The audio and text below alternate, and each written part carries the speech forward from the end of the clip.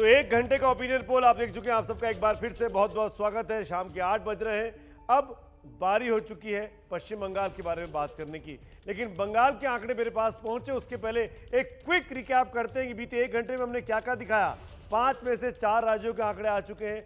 असम और पुडुचेरी में बीजेपी सरकार के आने का अनुमान है। केरल में लेफ्ट की सत्ता बरकरार रह सकती है, तो तमिलनाडु में बीजेपी गठबंधन के हाथ से सत्ता फिसल सकती है। अब बारी है बंगाल की। बंगाल के बारे में बात करेंगे। बंगाल को हम एक एक रीजन वाइज आपको समझाएंगे, क्योंकि बंगाल बड़ा स्टेट है। 8 चरणों में मतदान हो रहा है। क्या वहां पर ममता दीदी लगातार तीसरी बार चुनाव जीत पाएंगी? हमने बंगाल को 4 रीजन में बांटा है और एक एक करके इस रीजन के बारे में आपको बताते हैं और रीजन वाइज आंकड़े आपके सामने रखने की कोशिश करते हैं। पहली बार बंगाल का चुनाव, पश्चिम बंगाल का चुनाव इतने बड़े पैमाने पर कवर किया जा रहा है, क्योंकि इस बार सीधी टक्कर दिखाई दे रही है ममता बनर्जी के बीच और भारतीय जनता पार्टी के बीच। पीछे ये पश्चिम बंगाल का वो इलाका जिसको आप ग्रेटर कोलकाता रीजन कह सकते हैं, ये वो इलाका है। इसमें ये कॉन्स्टिट्यूंसीज है, लोकसभा कॉन्स्टिट्यूंसीज, कोलकाता, हावड़ा, उत्तरी 24 परगना, दक्षिण 24 परगना, कुल 35 विधानसभा सीटें हैं। हम सबसे पहले इन 35 विधानसभा सीटों के बारे में जानकारी आपको दे रहे हैं कि सी वोटर का अनुमान क्या कह रहा है इस रीजन के बारे में। देखते हैं इसके आंकड़े क्या कहते हैं। पश्चिम बंगाल का पहला रीजन एक एक करके आपके सामने आता जा रहा है। शुरुआत करते हैं कोलकाता, हावड़ा, उत्तर 24 परगना, दक्षिण 24 परगना के इन जिलों से। हावड़ा ब्रिज, हुगली नदी और टीएमसी को 35 में से, इस इलाके में 26 में से 30 सीटें, भारतीय जनता पार्टी को 2 में से 6 सीटें, कांग्रेस लेफ्ट जो एक साथ लड़ रही है उनको 2 में से 4 सीटें मिल रहे हैं। 2 से 4 सीटें और 26 से 30 के साथ टीएमसी सबसे बड़ी पार्टी के तौर पर ग्रेटर कोलकाता रीजन में उभर कर सामने आ रही है। तमाम खास मेहमान मेरे साथ बने हुए हैं, एक एक रिएक्शन लेते हैं। अभिज्ञान, बहुत दिलचस्प है क्योंकि जो फाइनल नंबर्स निकल कर इसी ओपिनियन पोल के आएंगे बीजेपी के लिए, वो मेरे लिए बहुत इंपॉर्टेंट होगा देखना, क्योंकि एक एक सीट मैटर करेगी। क्योंकि बीजेपी ने वो पोजीशन ले ली है कि वो अपने को अब विकल्प की स्थिति में ला रही है ममता बनर्जी के सामने। तो थोड़ा सा हम जल्दी से रिवाइंड करें, इतिहास में बहुत जाने की जरूरत नहीं है। तो जब न्यू लेफ्ट कहा गया था ममता बनर्जी को, तो बहुत लोगों ने उस समय डिसमिस किया था कि ये संभव नहीं है, और वहां से एक दिन ऐसी स्थिति आई कि उन्होंने सरकार बनाई। तो बहुत बहुत दिलचस्प होगा सुमित देखना कि आपके फाइनल आंकड़े क्या कहते हैं इस रीजन में। तो यकीनन बीजेपी को इम्पैक्ट करती और नहीं नजर आ रही। इस रीजन को अगर एक टेस्ट केस माने दिबांग, तो लगता नहीं कि बीजेपी 200 के पार पहुंचेगी। जी, पर ये वो रीजन है जिसके बारे में ममता बनर्जी ने कल अपनी प्रेस कॉन्फ्रेंस में भी कहा। सुमित, उन्होंने कहा कि हम वहाँ पर मजबूत हैं और इसलिए बीजेपी ने परगनाज में एक डिस्ट्रिक्ट में 3 हिस्सों में बांट दिया। वो उन्होंने ये भी कहा कि ये बीए का एग्जाम थोड़ी है कि बीए पार्ट 1, पार्ट 2, पार्ट 3 कर दिया। और इस तरीके से ये उनका गढ़ है, वो अपने गढ़ को बचा रही हैं। और ये जो बहुत कहा जा रहा है कि भाई कलकत्ता के आसपास जो है बीजेपी बहुत अपना रंग दिखाएगी, तो वो भी एक चीज़ यहाँ सामने आ रही है। अगर ये आंकड़े हैं तो जिस तरह के आपके पोल आने वाले हैं वो मेरे ख्याल से इसी तरफ झुकते हुए नजर आ रहे हैं। सुधांशु जी, शहरी इलाका, कोलकाता के आसपास का इलाका, ग्रेटर कोलकाता जिसको कहते हैं, वहां पर बहुत अच्छा इंपैक्ट नहीं है। इनफैक्ट टीएमसी कहीं कंफर्टेबल पोजीशन में दिखाई दे रही है। सुधांशु त्रिवेदी, देखिए, मैं 2 बातें इस विषय में कहना चाहूंगा। पहली बात, जिन जिन राज्यों में जब हमारा कहीं पर कोई अस्तित्व नहीं होता और हम पहली शुरुआत करते हैं, पिछले 30 वर्षों से जब से ये चुनावी सर्वेक्षण आने शुरू हुए, आप देख लीजिए, कभी भी हमको जितनी सीटें दी गई उससे हम बहुत ज्यादा आए। क्योंकि कारण क्या होता, शुरुआत में इतना कोई व्यक्ति आकर सामने बोलता नहीं, या जो भी असेसमेंट की बात रही। और सिर्फ हमारे साथ नहीं होता है, दिल्ली में आम आदमी पार्टी के साथ भी हुआ था। किसी ने एसेस किया था पहली बार में 28 सीटें आ रही। आप याद करिए, अभिज्ञान जी को याद होगा 1991 में हमारी 221 सीटें उत्तर प्रदेश में आई थी। सब बोल रहे थे 70, 80, 90 आ जाएंगी, बहुत हुआ तो 100 टच कर जाएंगे, उसके आगे नहीं। अभी रिसेंटली देखिए उत्तर प्रदेश में 2017 में कोई कहता था 300 आएंगे, 170, 180, 185, बहुत कम सर्वे थे जो 200 के ऊपर हमको ले जा रहे थे। कारण क्या होता है कि कहीं कहीं पर जब स्थापित चीज होती तो खुल के नहीं आती। और एक बात मैं और भी कहूंगा, मतलब इसमें मैं कोई सर्वे के ऊपर नहीं कहता, बंगाल की स्थिति इस समय बड़ी संवेदनशील है। तो वहां पर जब सार्वजनिक रूप से कोई भी अभिव्यक्ति करनी होगी तो कौन व्यक्ति कितनी सार्वजनिक अभिव्यक्ति करने का साहस कर पाएगा, इस थोड़ा विचार को भी विचार करके देखा जाए तो पिक्चर और साफ नजर आएगी। आपके लिए अभिव्यक्ति नहीं करे तो आप कह रहे हैं सार्वजनिक अभिव्यक्ति में सुधांशु जी प्रॉब्लम है। नहीं ये कुछ नहीं केरल में कर सकता है, तमिलनाडु में, हाँ, असम में, वेस्ट बंगाल में लोग, सब जगह कर रहा है। क्योंकि बंगाल आपके की लिए स्थिति अलग आपके है। हक के आंकड़े नहीं आ रहे हैं तो आप कह रहे हैं कि नहीं वहां लोग चुप है, वहां बोल नहीं पा रहे। नहीं ये नहीं, लॉजिक नहीं मैं तो ये कह रहा हूं ना भाई, अरे भाई आप जो बोल रहे हैं, अरे भाई क्या बात कर रहे हैं मान्यवर, तमिलनाडु केरल 1 दिन में हो रहा है या 8 दिन में हो रहा है? काहे 8 दिन में हो रहा है? संवेदनशीलता नहीं तो क्या 8 गुनी संवेदनशीलता हुई कि नहीं? इसलिए इस बात को भी इतना मजाक में नहीं उड़ाना चाहिए। 8 गुनी संवेदनशीलता, तमिलनाडु लगभग बराबर का राज्य है, 39 लोकसभा वहां है, 42 आप सुधांशु आप ऐसा ये भी कह नहीं रहे है हैं ना। कि ये आंकड़े इसलिए जैसे सुमित ने दिखाया ये इसलिए ऐसे हैं क्योंकि संवेदनशील स्थिति और लोग बता नहीं पा रहे हैं जब भी पोल हुई होगी कि उनका मूड क्या है या वो किसके हक में है। इसलिए ममता बनर्जी को इस कोलकाता के इलाके में अभी भी बड़ी कंफर्टेबल स्थिति नजर आ रही है। ये लॉजिक मेरी समझ में नहीं आ रहा है, मेरा ये कहने का पॉइंट है। मेरे साथ ओम प्रकाश मिश्रा जी भी जुड़ गए नहीं हैं। ये मैं ये कह रहा हूं ना, मैंने ये कहा कि कोई भी व्यक्ति जो गैर राजनीतिक है, राजनीतिक सार्वजनिक अभिव्यक्ति से बहुत ज्यादा आज के समय में संवेदनशील होगा बंगाल में, बस मेरा ये कहना है। क्योंकि जो राजनीतिक हत्याओं की संस्कृति मैं आज सिर्फ के समय इतनी सी में बात केरल कह रहा और हूं पश्चिम सुधांशु बंगाल जी दो ही जगह है। कि मेरी शुभकामनाएं हैं। अभी तो बाकी 4 रीजन, 3 रीजन और बाकी है। ओम प्रकाश मिश्रा जी जुड़ गए हैं जो कि टीएमसी के प्रवक्ता हैं, नेता हैं। 26 से 30 सीटें मिल रही है ग्रेटर कोलकाता के इलाके में आपको, और बीजेपी 2 से 6 पे है। इस रीजन में टीएमसी क्यों बेहतर कर रही है बीजेपी से? शहरी इलाका है मिश्रा जी। नहीं, मैं सहमत नहीं हूँ। इस रीजन में नहीं, सारे पश्चिम बंगाल में तृणमूल कांग्रेस का बहुत ही बेहतर प्रदर्शन रहेगा। और जहाँ तक सर्वे की बात है, अभी तो आप लोग दिखाएंगे, पर मैं आपको ये बता दूँ, तृणमूल कांग्रेस के फेवर में जो भी सर्वे आएगा उसका कम से कम 15 से 20% और भी आप मिनिमम आप जोड़ लेना। मुझे नहीं पता है आपका सर्वे में क्या आ रहा है। और मुझे भी नहीं पता क्या मैं ये कहना चाहता हूँ कि ये जो 15 मिनट रुकना पड़ेगा अभी। ग्रेटर कोलकाता का जो डेफिनेशनल एस्पेक्ट है वो थोड़ा प्रॉब्लमैटिक है। जैसे कि आपने उत्तर 24 परगना, दक्षिण 24 परगना को जोड़ा है, ये दोनों जिला मिला के 64 सीट होता है खुद ही का। हावड़ा और हुगली तो और भी ज्यादा है, तो इसलिए इससे ये समझ में नहीं आएगा। हम लोग अच्छा कर रहे हैं, लोकसभा में भी अच्छा किया था और इस बार भी अभय और भी दुबे ज्यादा ही कांग्रेस अच्छा पार्टी करेंगे, के प्रवक्ता भी हैं, क्विक रिएक्शन उनका भी ले लेता हूं। अभय जी, कहां गड़बड़ हो रही है? पश्चिम बंगाल में अलायंस भी कर लिया, तब भी तीसरे नंबर पे। देखिए, इतना कम मूल्यांकित मत कीजिए। जिस प्रकार से आपने क्विक शब्द का प्रयुक्त किया उतना मत कीजिए। मैं सुधांशु त्रिवेदी जी ने उत्तर प्रदेश का उदाहरण दिया क्योंकि सिर्फ वो उत्तर प्रदेश के ही उदाहरण दे सकते थे। जब प्रसिद्धि चरम पर थी प्रधानमंत्री नरेंद्र मोदी जी की, तब ये पंजाब का उदाहरण नहीं दे सकते थे, झारखंड का नहीं दे सकते थे, मध्य प्रदेश का नहीं दे सकते थे, छत्तीसगढ़ का नहीं दे सकते थे, राजस्थान का नहीं दे सकते थे, बिहार का नहीं दे सकते थे, दिल्ली का नहीं दे सकते थे, ओडिशा का नहीं दे सकते थे, गुजरात किनारे पर, हरियाणा में बमुश्किल सरकार बनाई, बहुमत नहीं मिला, गोवा से मणिपुर तक सरकार हथिया ली। तो साहब बड़े प्रांत आप हारे हैं। और एक और बात बताऊं सुमित अवस्थी जी में, देखिए लिटमस टेस्ट होता है। अभी उपचुनाव हुए हैं, इन्होंने बड़ी व्याख्या की कि हमने लोकसभा में बहुत बड़ी जीत हासिल की। अभी कलियागंज में, खड़गपुर में और पिथौरागढ़ में उपचुनाव हुए, तीनों भारतीय जनता पार्टी बुरी तरह से आ रही है। और इनका जो मुख्यमंत्री का चेहरा है दिलीप घोष, उनके विधानसभा में 20,811 वोट से भारतीय जनता पार्टी परास्त हुई है। तो ये ख्याली पुलाव ठीक है। एक लाइन में आप सुन लीजिए 5 राज्यों का परिणाम। पुदुचेरी, तमिलनाडु, केरला में सुपड़ा साफ, असम में हाफ और बंगाल में जनता इनको नहीं करेगी माफ। चलिए, आपको भी शुभकामनाएं। चलूंगा सीधे मनोज्ञा के पास। मनोज्ञा इस वक्त कोलकाता में मौजूद हैं, जहां के हम आंकड़े दिखा रहे हैं। मनोज्ञा, ग्रेटर कोलकाता का जो इलाका है इसमें काफी अच्छा टीएमसी कर रही है शहरी इलाके में। आप तो वहां हैं जमीन पे, क्या ऐसी इसकी वजह क्या है? बीजेपी शहरी इलाकों में इनरोड्स नहीं बना पाई?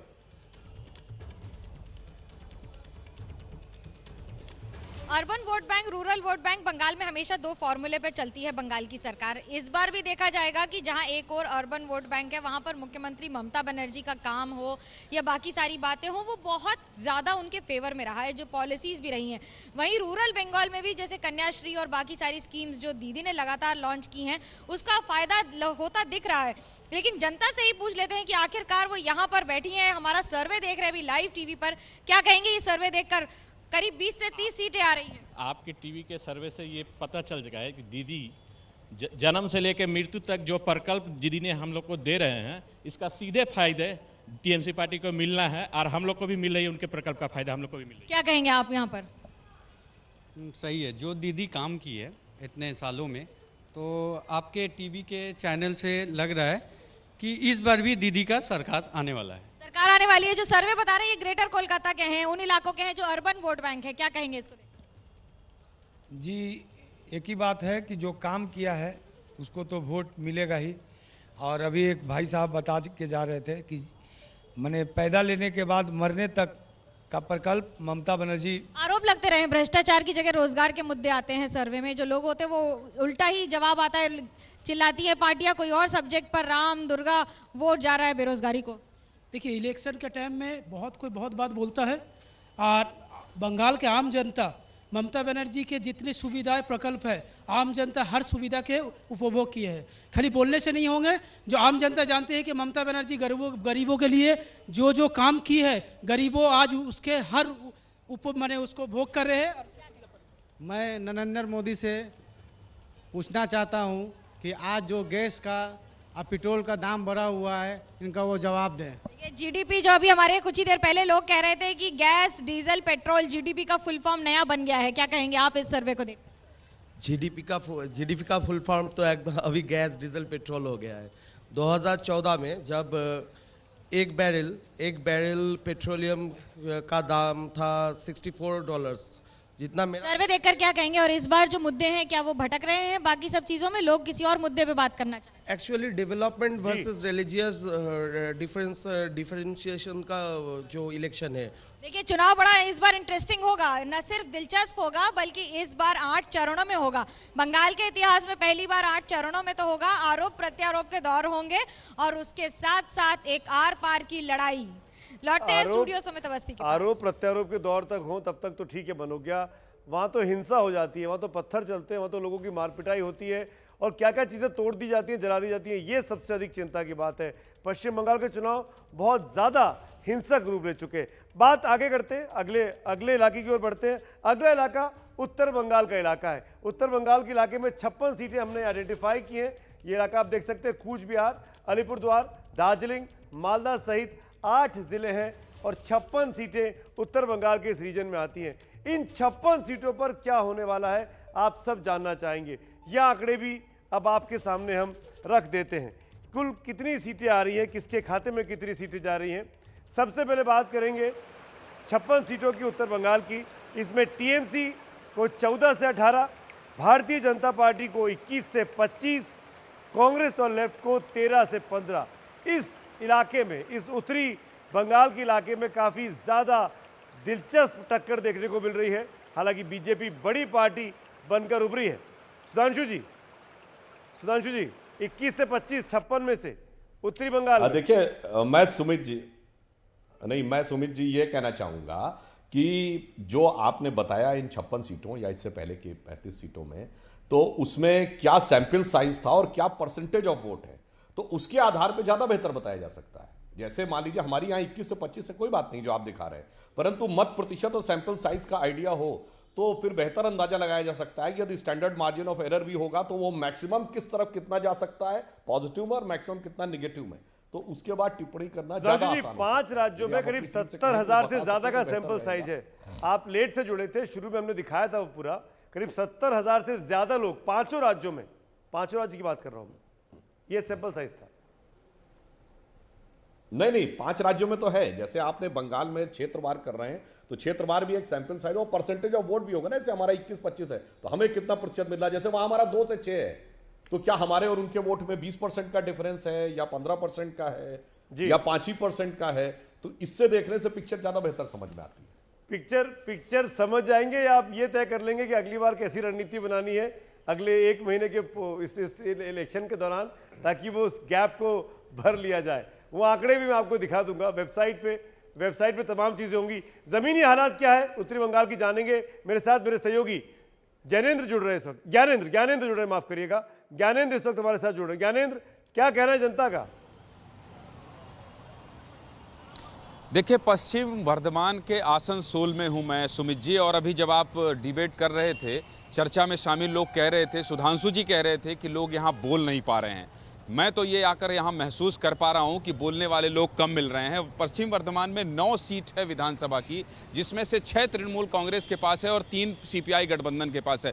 बड़े मुश्किल से मुझे एक सज्जन मिले हैं, और यहाँ देखिए लॉटरी की टिकट लगी है। 28 तारीख को ये खुलेगा और कोई सज्जन एक होगा जो 1 करोड़ रुपये जीत जाएगा। लेकिन चुनाव कौन जीतेगा?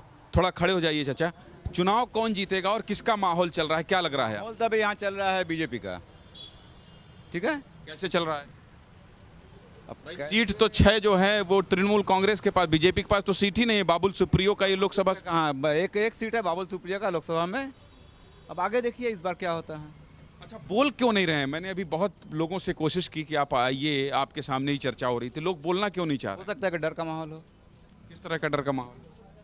अब रूलिंग पार्टी का डर हो सकता है ये भी, क्योंकि आप लोग तो पहले भी देखे हो ही है कि यहाँ पे जय श्री राम बोलने पे लोग अरेस्ट कर लिया जाता है। जय श्री राम बोलने पर अरेस्ट कर लिया जाता है, ये बताइए, ये सही कह रहे हैं क्या? जय श्री राम बोलने पर अरेस्ट कर लिया जाता है? देखिए, कुछ बात ऐसा है कि पर्दा में रखने का है, कुछ फ्लाश नहीं करने का है। सबका अपना अपना मन में है। जो अच्छा काम करेगा वही जो है बेंगोल स्टेट में आएगा। ठीक है, हर आदमी का मन में तकलीफ है, जिसको जो जरूरत था वो चीज़ नहीं मिला। पर्दे में रहने दीजिए, कुछ बात है अभी जो पर्दे, हालांकि चुनाव की तारीखों का ऐलान हो गया है, पर्दा इससे उठ गया है, नतीजों का इंतजार चुनाव परिणाम के बाद ये भी कर रहे हैं, लेकिन अभी पर्दे में रहने दीजिए। लोग बोलने से बहुत कतरा रहे हैं आसनसोल में, जो सुमित जी मैंने देखा और महसूस किया। हम आपकी इस रिपोर्ट के बाद जाहिर तौर पर सवाल पूछेंगे जो टीएमसी के नेता हैं उनसे भी, लेकिन अगले रीजन की बात कर लेते हैं। एक बार सारे आंकड़े सामने रख देते हैं जमीनी हकीकत के साथ साथ। अगला रीजन है दक्षिण पूर्व बंगाल का, जहां पर 84 सीटें, 84 सीट्स हैं। इन 84 सीटों के बारे में कौन सा इलाका है पहले नक्शे पे समझिए। ये इलाका है दक्षिण पूर्व बंगाल का। इसमें मुर्शिदाबाद, नदिया, उत्तर और दक्षिण 24 परगना, ये तमाम जिले आते हैं। ये इलाका बांग्लादेश के इलाके से लगा हुआ है, उस तरफ का इलाका है। और ये 84 सीटें आप कह सकते हैं एक तरीके से बहुत ही डिसाइसिव रोल प्ले कर सकती हैं बीजेपी के परफॉर्मेंस के बारे में, कि भारतीय जनता पार्टी अगर अच्छा करेगी तो इन इलाकों में क्या टीएमसी खराब कर पाती है। आंकड़े देखिए, इन 84 में कितनी सीटें किसके खाते में जा रही हैं, यह आपके सामने। टीएमसी 43 से 47 सीटें, बीजेपी 24 से 28 सीटें, कांग्रेस और लेफ्ट 12 से 14 सीटें। आप समझ सकते हैं बीजेपी और टीएमसी की इस आपसी द्वंद्व में टीएमसी कहीं आगे निकलती हुई इस इलाके में दिखाई दे रही है। और शायद आने वाले वक्त के लिए, दिमाग में एक आपका कमेंट चाहूँगा, आने वाले वक्त के लिए तस्वीर अब साफ होती जा रही है। ज़्यादातर इलाकों में अब बीजेपी बहुत अच्छा नहीं करती दिख रही है। ये मुर्शिदाबाद आपने बताया, देखिए मुर्शिदाबाद वो जगह है जहाँ पर अगर जो बात होती है पश्चिम बंगाल की, जब भी बात होती है मुस्लिम वोट की बात होती है, 66% मुस्लिम वोट है मुर्शिदाबाद में। अगर ये वही इलाका है तो ये भी एक तरीके से साफ दिखा रहा है। उसके आसपास जितने भी इलाके हैं, करीब 70 सीटें ऐसी हैं जहाँ पर मुस्लिम वोट 50% से ज़्यादा है। मुर्शिदाबाद में सबसे ज़्यादा जो मुस्लिम वोटर्स हैं 66%। अगर ये वही इलाका है तो जाहिर है कि तमाम जो कोशिशें हो रही हैं मुस्लिम वोट को बांटने की, वो इस बार नहीं हो रहा है, वो पोलराइज अगर हो रहा है। और परगनाज का इसमें इलाका अगर आप बता रहे हैं तो वो ममता बनर्जी खुद कहती हैं कि वो उनका गढ़ है। तो अगर अपने गढ़ को इस तरह से बता रही है टीएमसी, तो बीजेपी के लिए मुश्किल बात दिखाई देती है। बीजेपी के लिए जो पिछला जो चुनाव हुआ था 2019 का, उसमें जो आंकड़ा निकल कर आता है, अगर उसको हम विधानसभा सीटों में बांटें 126 का, तो वो भी मेरे ख्याल से जोड़ पाना मुश्किल हो जाएगा। मिश्रा साहब कुछ बोलना चाह रहे थे, ओम प्रकाश मिश्रा जी। देखिए, मैं ये कहता हूँ, जो जब हम लोग कोई प्रोग्राम करें तो थोड़ा वस्तुनिष्ठ होना, फैक्चुअली राइट होना जरूरी होता है। जैसा आपने बताया, जो उत्तर बंगाल, नॉर्थ बंगाल, उसको आप लोगों ने सीधा सीधा 8 लोकसभा सीट जहां बीजेपी जीती थी उसको 7 से गुना करके 56 कर दिया है। 56 नहीं होता है, वो 54 है। और 2 सीट जो है वो मुर्शिदाबाद का सीट मालदा सीट के साथ लगा हुआ है, तो आपका जो बेस और बेसिस है वही गलत है। दूसरी बात यह है, जो दिव्यांग साहब को ये मैं बताना चाहूँगा, जो थोड़ा सा ये जो मुर्शिदाबाद का इलाका है इसमें सिर्फ 82 में से 22 सीट है, उसके बाद आपका नदिया का सीट और उत्तर 24 परगना का सीट, ये सब कोई तृणमूल कांग्रेस का गढ़ इसलिए 2019 के कॉन्टेक्स्ट में बिल्कुल ही नहीं है। और जो आप बता रहे थे जो 24 परगना गढ़ है, वो है आपका दक्षिण 24 परगना, जो कि इस आंकड़े में नहीं आ रहा है। अच्छा, मैं बता दूं उत्तर बंगाल के बारे में, आप लोगों ने दिखाया जो तृणमूल को 14 से 18 सीट मिलेंगी, मैं निश्चित हूं और मैं एक जिले का प्रभारी हूं पार्टी की ओर से, जहां बहुत ही हालत खराब थी जलपाईगुड़ी की। तो उत्तर बंगाल में हम लोगों ने काफ़ी अच्छा कर लिया है, हमारी स्थिति मजबूत हो गई है।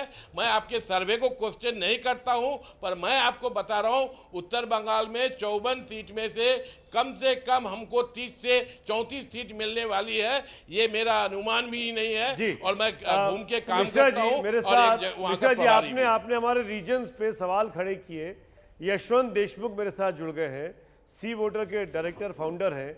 यशवंत, मिश्रा जी हैं, ओम प्रकाश मिश्रा जी, वो कह रहे हैं कि जो रीजन का डिस्ट्रीब्यूशन हुआ है वो गलत हुआ है, आप लोगों ने ठीक से इस पर काम नहीं किया है। टोटल जवाब दीजिए यशवंत मिश्रा जी। इसमें जवाब देने का कोई बहुत बड़ा सवाल नहीं है, बहुत आसान है इसको समझना। आप या तो जिले के हिसाब से आप अगर नापेंगे तो जिले के हिसाब से जो मिश्रा जी कह रहे हैं वो सही है। अगर आप लोकसभा के हिसाब से बाउंड्री करेंगे, भारत में जो इलेक्टोरल बाउंड्रीज हैं और जो एडमिनिस्ट्रेटिव बाउंड्रीज हैं सुमित, वो एक नहीं। सामान्यतः जनता जो समझना चाहती है उसमें कई बार स्थानीय जनता जिले के हिसाब से ज्यादा बेहतर समझती है, स्थानीय जनता के बाहर की जनता लोकसभा हिसाब से ज्यादा बेहतर समझ पाती है। इसलिए आपने जो रीजन देख रहे हैं वो लोकसभा के हिसाब से बटे हुए, ताकि दर्शकों को समझ आए। अगर जिले के हिसाब से हम बात करेंगे तो जो मिश्रा जी कह रहे हैं वो बिल्कुल सही बात है। लेकिन सुमित, बात जो उससे हमारे बात आपके प्रश्न करने से पहले सुधांशु भाई ने कुछ प्रश्न उठाए थे, मुझे लगता है कि उनके प्रश्नों का उत्तर देना बहुत जरूरी है। हम बार बार ये कहते हैं कि अगर आप सीटों का आंकड़ा समझना चाहते हैं तो पहले आप वोटों का आंकड़ा, वोटों का समीकरण जरूर समझिए। और अगर सुधांशु जी शो में है तो मैं उनको इस बात की सूचना देना चाहूंगा कि सर्वे में, और हमारा ट्रैकर जो लगातार रोज चल रहा है, और आपके बंगाली चैनल पे सुमित वो रोज ही दिखाए जाते हैं आंकड़े, नेशनल चैनल पर भले ही हम एक समय के बाद में दिखा रहे हैं, वहां पर जो वोट शेयर का लगभग एक्सचेंज चल रहा है वो 42 से 44% टीएमसी का चल रहा है, और 38 से 40% के बीच में बीजेपी का चल रहा है। यानी 4% का एक गैप मोटा मोटा आप मान के चलिए टीएमसी और बीजेपी के बीच में है। अब ये बात जो सुधांशु जी क्या समझ रहे हैं, जो समझना चाहते हैं, उसमें महत्वपूर्ण बात यह है कि बीजेपी का अभूतपूर्व उभार इस सर्वे में और हम सबको दिखाई दे रहा है। लेकिन ये जो उभार या वोट, ये जो 30% वोटों का जंप आ रहा है, ये दरअसल टीएमसी के खाते से नहीं आ रहा है, ये पूरी तरह से लेफ्ट और कांग्रेस के खाते से आ रहा है। ऐसे में यशवंत माफी के साथ तो है। मैं रुकता हूं आपके पास, मैं आऊंगा आपके पास, क्योंकि मेरे साथ मेरे रिपोर्टर कुंतल थ्रू हो गए हैं कोलकाता से। कुंतल के साथ कुछ खास लोग हैं, मेहमान हैं वहां के। कुंतल, क्या कह रही है जनता वहां की, टीएमसी की बीजेपी? देखिए, मुद्दा क्या होगा, ये युवा लोग ज़्यादा है यहाँ मेरे साथ, तो आपको क्या लगता है इस बार मुद्दा क्या हो सकता है इस बार बंगाल विधानसभा चुनाव में? देखिए, बंगाल का जो विधानसभा है, हम लोग उन्नयन का आधार में वोट करते हैं। हम लोग जाति धर्म में विश्वास नहीं करते, हम लोग विश्वास करते हैं तो मानव धर्म में। और हम लोग पश्चिम बंगाल में ममता बनर्जी जो उन्नयन किया है उसका सिवा और कुछ नहीं दिखाई दे रहा है। कौन इस बार विधानसभा चुनाव में जीतने वाली है, क्या लगता है, टीएमसी या बीजेपी? इस बार भी सत्ता में दीदी की वापसी तय है, दीदी की वापसी तय है, क्योंकि केंद्र में जो फांसीवादी सरकार है, जिस तरह से उसने डीजल और पेट्रोल के महंगाई और सिलेंडर का मध्य वर्गीय पूरी तरह त्राही कर रहा है, इसलिए हर बंगाल की हर मध्य वर्गीय हर वर्ग का इंसान बोल रहा है कि बीजेपी को हराना है और उनको सबक सिखाना है कि जो किसान जहाँ डटे हुए हैं, जिस तरह से किसान के साथ वो न्याय करे फार्म बिल को लेके, उसी का ये प्रतिकार होगा कि बंगाल से बीजेपी को बुरी तरह से हम लोग हराएंगे और डीजल डीजल और पेट्रोल के मुद्दे का करारा जवाब देंगे इस फांसी। नॉर्थ बंगाल में तो 2019 में भी देखा गया था, बीजेपी लगभग क्लीन स्वीप किया था, तो कैसे होगा? मतलब तृणमूल कांग्रेस का सरकार कैसे बनेगा? आप कैसे बोल रहे हैं आप लोग? हम लोग उन्नयन है, दीदी इतना काम की है कि हम लोग उनको काम के ऊपर वोट देंगे हम लोग, इसलिए हम लोग दीदी को ही चाहते हैं। यहाँ बीजेपी को हम लोग बुरी तरह हराएंगे, हम लोग फिर हम दीदी की सरकार बनेगी। मैं जहाँ खड़ा हूँ फिलहाल वहाँ तो आप सुन सकते हैं ज़्यादातर तृणमूल कांग्रेस के ही समर्थक है और वो कह रहे हैं कि इस बार ममता बनर्जी कुछ खास करने वाली है यहाँ बंगाल विधानसभा चुनाव में। सुमित, पश्चिम बंगाल का चौथा रीजन बाकी है जो कि दक्षिण पश्चिम बंगाल का है, जिसमें सबसे ज्यादा 119 सीटें हैं। आपको सीधे उसके आंकड़े दिखाते हैं। पहले आपको इस रीजन के बारे में बता दें कि दक्षिण पश्चिम बंगाल का इलाका कौन सा है। इस नक्शे को देखिए बंगाल के, ये जो रीजन है जो मोटे तरह लगता है उत्तर प्रदेश के साथ और बिहार के साथ, माफ करेगा, झारखंड के साथ, इसमें मिदनापुर, झारग्राम, पुरुलिया, बर्धमान, बीरभूम सहित 10 जिले हैं। कुल 119 सीटें हैं और ये 119 सीटें डिसाइडिंग फैक्टर होने वाली हैं इस चुनावों की। इस 119 में क्या आंकड़े कह रहे हैं, आपको आंकड़े दिखा देते हैं। इस 119 सीटों में टीएमसी के खाते में कितनी सीटें हैं? देखिए हावड़ा ब्रिज पर 65 से 69 सीटें, बीजेपी के खाते में 45 से 49 सीटें, कांग्रेस और लेफ्ट गठबंधन को महज 4 से 6 सीटें। इस जगह पर टीएमसी की मजबूती दिखाई दे रही है और जो नुकसान लेफ्ट को और कांग्रेस को हो रहा है वो सारा का सारा फायदा बीजेपी के खाते में जाता हुआ साफ तौर पर दिखाई दे रहा है। और अब लगभग तस्वीर साफ होती जा रही है। आपको हम पश्चिम बंगाल का टोटल आंकड़ा आपको पश्चिम बंगाल का दिखा देते हैं। यह आंकड़ा क्या कहता है? कुल 294 सीटों में से ये वोट शेयर आपके सामने है। पश्चिम बंगाल की कुल 294 सीटें हैं, 43% वोट टीएमसी के पास जा रहे हैं, बीजेपी के पास 38% वोट है, अन्य कांग्रेस और लेफ्ट के पास 13% है और अन्य के खाते में 6% वोट जाते हुए दिखाई दे रहे हैं। और ये साफ स्पष्ट कर रहा है कि 43% वोट के साथ टीएमसी काफ़ी आगे निकलती हुई दिखाई दे रही है। अब अगर सीटों की बात करें तो टीएमसी के पास 148 से 164 सीटें, यानी सरकार टीएमसी की बन रही है। बीजेपी के खाते में 92 से 108 सीटें, कांग्रेस और लेफ्ट के खाते में 31 से 39 सीटें, यानी बीजेपी वही जो बात प्रशांत किशोर ने कही थी कि डबल डिजिट के आगे नहीं बढ़ेगी, थोड़ी ही बढ़ती हुई दिखाई दे रही है। 99 से ऊपर जा रही है अगर 108 को अपर लिमिट मान ले। लेकिन पश्चिम बंगाल में ममता बनर्जी की वापसी साफ इस ओपिनियन पोल में भी नजर आ रही है। जो हमने 1 महीने पहले किया था उसमें भी टीएमसी जीत रही थी। आज 1 महीने के बाद निकल जाने के बाद करीब 40 दिन, पिछला पोल 18 जनवरी को आपको दिखाया था, आज हम 27 फरवरी को हैं। ममता बनर्जी की सरकार बनती हुई तीसरी बार दिखाई दे रही है। टीएमसी के वरिष्ठ नेता सुखेंदु शेखर रॉय हमारे साथ जुड़ गए हैं। सुखेंदु दादा, बहुत बहुत बधाई हो, तीसरी बार सरकार बन रही है। सीटें कम हुई हैं लेकिन नंबर आपके पास है। धन्यवाद। मेरे विचार से जो आपने दिखाए आंकड़े, ये एक इंडिकेशन है, ये पॉजिटिव इंडिकेशन है हमारे पार्टी के लिए। लेकिन हमारी उम्मीद है कि इससे भी ज़्यादा हमारा सीट बढ़ेगी और करीबन डबल सेंचुरी इस बार हमारा फिर से होगी। पिछले बार भी डबल सेंचुरी हुई थी, इस बार भी डबल सेंचुरी होगी और हैट्रिक भी होगी। ममता दीदी हैट्रिक करेगी। पर कुल मिला के देखा जाए सुखेंदु जी, आप 211 से कम होकर 150 के आसपास आ रहे हैं। करीब 60 सीटों का नुकसान हो रहा है और ये सारा का सारा गेन भारतीय जनता पार्टी को हो रहा है। ऐसा क्यों? एक ऐसा राज्य जहां बीजेपी थी नहीं, उसने इतना मजबूत जगह बना ली। किसकी नाकामी है ये? ममता दीदी की? देखिए, नहीं, देखिए, ये तो इंडिकेशन है, मैंने पहले ही बताया। और इंडिकेशन एकदम बिल्कुल जैसे दिखाई देता है वैसे ही नहीं होता है, उससे अलग भी हो सकता है चुनाव की जब नतीजा निकलती है। तो मेरे विचार से हमारे जितने रिपोर्ट्स ग्राउंड लेवल से हमारे पास आ रहे हैं, हम डबल सेंचुरी की ओर बढ़े हैं। और बीजेपी का जो आप दिखा रहे हैं कि बढ़ावत, ये सीपीएम, वाम मोर्चा और कांग्रेस का ये जो गठबंधन हुआ, ये गठबंधन बंगाल की जनता ने अपनाया नहीं, क्योंकि ये लोग कभी गठबंधन करते हैं, कभी हाँ कभी ना, कभी खुशी कभी गम, कभी वो लोग गठबंधन करते हैं, कभी अलग अलग लड़ते हैं। इस बार फिर गठबंधन किया बीजेपी को मदद करने के लिए, ताकि तृणमूल का वोट पे उसका शेयर आए। लेकिन बंगाल की जनता तो आप राजनीतिक ये कह रहे हैं कि कांग्रेस, लेफ्ट और टीएमसी आपस में अंडरस्टैंडिंग के साथ चुनाव लड़ रही है आपको हराने के लिए? नहीं, मैं तो बोल रहा हूँ दूसरा, बीजेपी को छोड़ दिया गया। बीजेपी के साथ अंडरस्टैंडिंग है सीपीएम और कांग्रेस का, और बीजेपी केंद्र सरकार में भी है, बहुत सारे पैसा डाल रहे हैं वो लोग, और सारे मंत्रिमंडल यहाँ आके बैठ गए।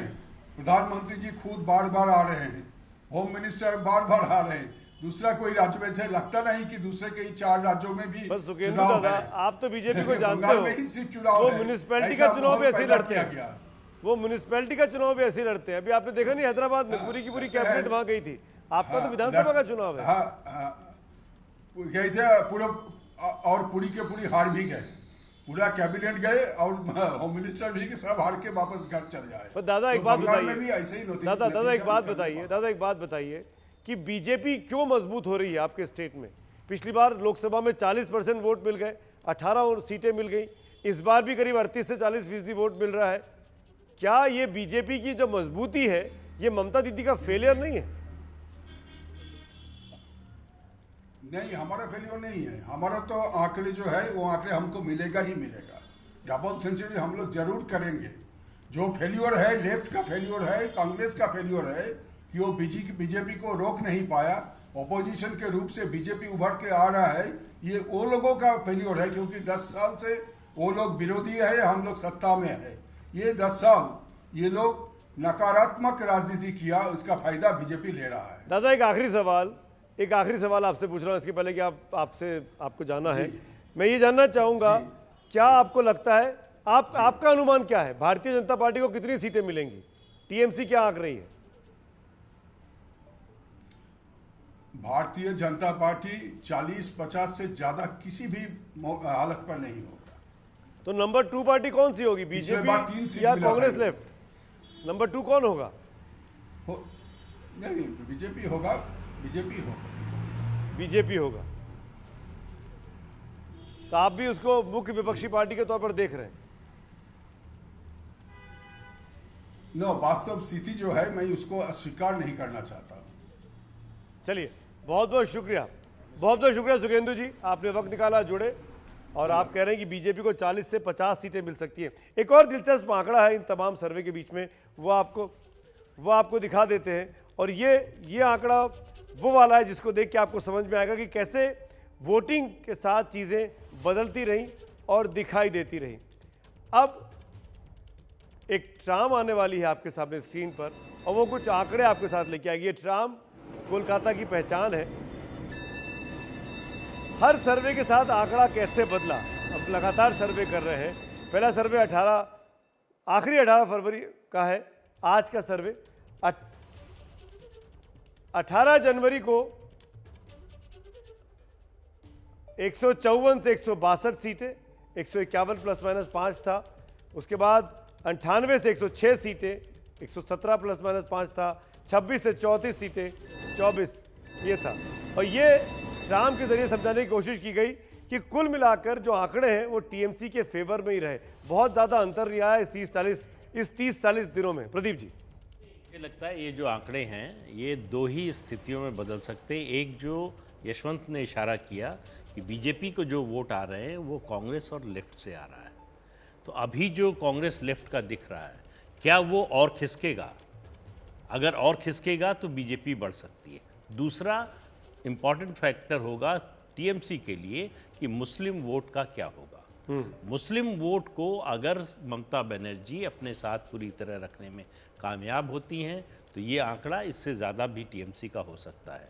लेकिन अगर उसमें डिवीज़न होता है तो उसका सीधा फायदा बीजेपी को मिलेगा। तो ये 2 फैक्टर्स हैं जो इन आंकड़ों को बदल सकते हैं। जी सुमित, ये जो है जो तीसरी पार्टी है, मतलब कांग्रेस लेफ्ट अलायंस, मुझे लगता है ये इस पूरे उसमें गेम में बहुत महत्वपूर्ण है, क्योंकि इनका देखिए बिल्कुल कोलैप्स नहीं हो रहा है। आप अगर बंगाल का रिजल्ट देखें 2016 का और 2011 का और उससे पहले का, तो दूसरे तीसरे में बहुत फ़र्क होता है। मतलब बिल्कुल वोटों में बहुत अंतर होता है। और यहाँ पर कांग्रेस और लेफ्ट की उतनी बुरी स्थिति नहीं हो रही है जितनी भाजपा को उम्मीद थी शायद। तो ये चीज ममता के लोग तो 10 तक का प्रोजेक्शन हुआ है, तो ये ममता बनर्जी के लिए एक सुखद बात है कि पूरा का पूरा वोट जो है वो भाजपा के पक्ष में नहीं जा रहा है, जो एंटी टीएमसी वोट है। लेकिन मोटा मोटी बात जो समझ में आ रही है वो ये कि 150 से 160 सीटें टीएमसी के पास आ रही हैं। हमारा जो 18 जनवरी से लेकर आज 27 फरवरी के बीच में ये तीसरा ओपिनियन पोल है और वो इस बात को इंटैक्ट कर रहा है कि ममता बनर्जी की सरकार बन रही है, भले उनको 50-60 सीटों का नुकसान हो जाए। बाबुल सुप्रियो केंद्रीय मंत्री है, भारतीय जनता पार्टी के नेता है, हमारे साथ जुड़े हुए हैं और शायद वो एक चेहरा है कि अगर सरकार बनी तो बाबुलदास मुख्यमंत्री के तौर पर भी सामने आ सकते हैं।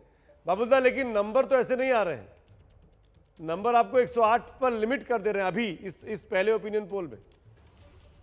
ये नंबर जो है ना, ये नंबर अपने आप में कहानी बताती है, यही बताती है कि एग्जिट पोल जो है ना वो भले कुछ भी दिखाए, इस बार जब पोल होगा with paramilitary forces in every booth, exit एक ही दल और एक ही नेत्री की होगी, वो है ममता बनर्जी। आप आज का प्रोग्राम रिकॉर्ड कर रहे हैं ना, मैं कोई फॉर्च्यून टेलर या फ्यूचर बताने वाला आदमी नहीं हूँ। मैं 2014 से बंगाल में लड़ रहा हूँ, आपको मालूम है, और दूसरी बार सांसद हूँ। लोग 9 बार 10 बार भी होते हैं तो उनको थोड़ा सा ज्यादा नस पता होता है। मालूम नहीं आपके यहाँ पे मैं दिखा नहीं, लेकिन मुझे आवाज सुनाई दिया कि बीजेपी के जो वोट्स है वो कांग्रेस और लेफ्ट के जो वोट्स है वो हमारे पास आने वाली है, ऐसा कुछ सुनाई दिया मुझे समझ में नहीं आ रहा है कि ये डेसिफरिंग जो है वो कहाँ से आ रही है। तो 43% बीजेपी को लास्ट 2019 में वोट मिलाई थी और टीएमसी को 40% बीजेपी को मिला था और 43% तृणमूल को। तो ये 3% का फासला उस वक्त था। हम लोग जो है इस बार आपको मैं बता दूं कि अगर 2 सीटों में 5,000 से कम वोट में हम नहीं हारते तो टीएमसी और बीजेपी सेम टू सेम होता। लेकिन ये सब एक साइड में रख दीजिए, मैं आपको फिर से बोल रहा हूँ कि हमारा ग्राउंड वर्क जो है बहुत स्ट्रांग होता है। दीदी इस वक्त पीआर कैंपेन चला रही है, उनके पास जो सेफोलॉजिस्ट इस वक्त है, अपने आप को सेफोलॉजिस्ट का एक ग्रुप बताते हैं, वो पहले भी बीजेपी की बहुत लोगों के साथ काम कर चुके हैं, तो मैं उनको खराब नहीं कहूँगा, बट ये कहूँगा जब एक पीआर एजेंसी को एक पार्टी की अहम क्या बोलो मुद्दे को सुलझाने और उनकी स्ट्रैटेजी क्या होगा, रुख क्या होगी, ये सब डिसाइड करने के लिए छोड़ा जाता है, तो पार्टी कितनी डरी हुई और बैंकरप्ट है पॉलिटिकली ये दर्शाती है। तो वो तो आप जिनकी तरफ इशारा कर रहे हैं प्रशांत किशोर, वो तो बीजेपी के साथ भी काम कर चुके हैं, इसमें क्या है, वो सबके साथ काम कर चुके हैं। भाई साहब पहले भी बोल चुका हूँ, पहले भी बोला। बाबुलदास सुनिए ना, मुझे बात बाबुलदास सुनिए ना, मैं सुन रहा हूँ। एक बात तो बताइए, बीजेपी के कितने वोट परसेंटेज आएंगे इस बार और कितनी सीटें आएंगी 21 में? 19 से 21 में कितना इजाफा? आपको मैं पहले ही बता चुका हूं कि ये शख्सियत जो है पहले बीजेपी के साथ काम कर चुके हैं, उसके बारे में मैं कोई खराब नहीं बोलूंगा, लेकिन वो तृणमूल कांग्रेस के स्ट्रेटेजिक पॉलिटिकल पॉइंट पे डिसीजन ले रही है, जो दर्शाती है कि तृणमूल कितने बैकफुट में है। ये बोला मैं। जी हाँ, बिल्कुल। मैं एग्जैक्टली मुझे मालूम है कि मैं क्या बोलता हूँ। हाँ, यही बोले आप, मैं आपको इंडोर्स कर रहा हूँ और मैं इसकी तस्दीक कर देता हूँ बाबुल भाई, मैं इस बात को मान भी लेता हूं कि आपने कतई प्रशांत किशोर की उनकी टीम की आलोचना नहीं की, क्योंकि शायद प्रशांत किशोर की जरूरत आपको आगे पड़ जाए, क्योंकि प्रशांत किशोर तो प्रोफेशनल है। देखिए आगे क्या होता है वो मुझे मालूम नहीं है। पहले दीदी से आप मेरे सवाल का जवाब दीजिए। 19 में आपको 40% वोट थे, 18 सीटें थी। 2021 में कितने फीसदी वोट और कितनी सीटें विधानसभा में? देखिए जब 2019 में हमारे माननीय अमित शाह जी ने कहा था कि हम 22 सीटें जीतेंगे, तो बहुत लोगों ने मुस्कुराया था, बहुत हमारे दिल में भी जो है हमें और ज्यादा मेहनत करनी पड़ेगी, क्या हम उस स्थिति में हैं जहाँ पे हमारे लीडर कह रहे हैं, अमित शाह जैसे जिन्हें लोग चाणक्य कहते हैं, वो कह रहे हैं कि बिल्कुल यकीन मानिए आप 22 सीटें जीत सकती है। तो क्या सब लोगों ने इस पर विश्वास किया था? नहीं किया था। आज भी मैं बता रहा हूँ, जब वो कह रहे हैं कि अगले बार 200 पार, तो आप समझ के चलिए कि उसके बहुत नजदीक में हम रहेंगे। लड़ाई तृणमूल कांग्रेस और लेफ्ट कांग्रेस और मुस्लिम वोट्स की जहां तक बात आती है, वो लड़ाई जो है नंबर 2 और नंबर 3 के लिए है। मैं फॉर्च्यून टेलर नहीं हूं, लेकिन मैं जमीन पे चलता हुआ आदमी हूं। काला कांच वाले गाड़ी में नहीं घूमता हूँ, मेरे कांच हर बार तोड़ी जाती है, वो भी आपके टीवी में, वो उसका साक्षी भी आपके पास है, रिकॉर्डिंग की है। तो मैं आपको ये बता देता हूँ, जो परिवर्तन रैली हो रहा है उसमें जो सारे पॉलिटिकल लोग नहीं होते हैं। हम सड़क से जाते हैं तो लोग छत से भी आते हैं, रास्ते में भीड़ जमाते हैं, और दीदी के खिलाफ जो गुस्सा है वो 5 साल के बाद लोग आपको एक सेकंड चांस दे सकते हैं, 10 साल के बाद लोग आपको बाबुलदा, भीड़ तो दोनों जगह दिखाई दे रही है। आप भीड़ अगर पैमाना है तो भीड़ तो दोनों की रैलियों में दिखाई दे रही है। जो तस्वीरें हमको यहाँ दिल्ली में बैठ के देखने को मिल रही है, चाहे वो अभिषेक की हो चाहे वो जेपी नड्डा साहब की हो, भीड़ तो दोनों तरफ दिख रही है, तो अच्छी खासी भीड़ दिखाई दे रही है। ये तो मैं तो आपको पहले ही, मैं 2019 में भी, मुझे अभी भी याद है, आप लोगों के चैनल में इंटरव्यू में मैंने कहा था कि जो लोग तृणमूल के झंडा हाथ में लेके बूथ तक पहुंचेंगे वो भी बीजेपी को वोट देके आएंगे। और इस बार भी आप जो भीड़ देख रहे हैं, इस बार ऐसा तृणमूल कांग्रेस ऐसी भाषा बोल रही है, आप दीदी का देखिए, हर बार कोई कॉमेडी शो होता है, अभिषेक का आप देख लीजिए, वो उनकी निजी बात है, वो अपना स्टैंडर्ड खुद बना रहे हैं, लेकिन भीड़ तो होगी। 10 साल पावर में है तो उस पार्टी के जुलूस में भीड़ नहीं होगी, बिल्कुल वो भीड़ जुटाते हैं, डरा के लेके आते हैं। हमारे भीड़ में, हमारी जब पार्टी सभा होती है तो बसेस तोड़ देते हैं, लोगों को रास्ता रोक के नहीं आने देते, पुलिस उस तरीके से काम करती है। सारी ये हमारा डॉक्यूमेंट्री नहीं है, ये आप ही लोग दिखाते हैं। पश्चिम बंगाल में दीदी की सरकार फिर लौट रही है, हालांकि 50-60 सीटों का नुकसान है, लेकिन दीदी की सरकार बनती हुई वापस साफ तौर पर दिखाई दे रही है। आखिरी सेगमेंट में हम पहुंच चुके, तमाम खास मेहमान बने हुए, एक एक कमेंट सबका चाहूंगा। दिबांग, सबसे पहले शुरुआत आपसे, दीदी की वापसी, बीजेपी मजबूत होकर भी सरकार नहीं बना पाती है तो दिल्ली में क्या असर होगा? देखिए, दिल्ली में जो एक सीधा असर होगा सुमित, वो ये कि दिल्ली में जो सरकार घिरी हुई है किसानों के आंदोलन से, उसका एक बहुत बड़ा जवाब हो जाता अगर ये वहाँ जीत जाते हैं पश्चिम बंगाल में, तो वो एक सवाल और बड़ा होकर सामने आएगा।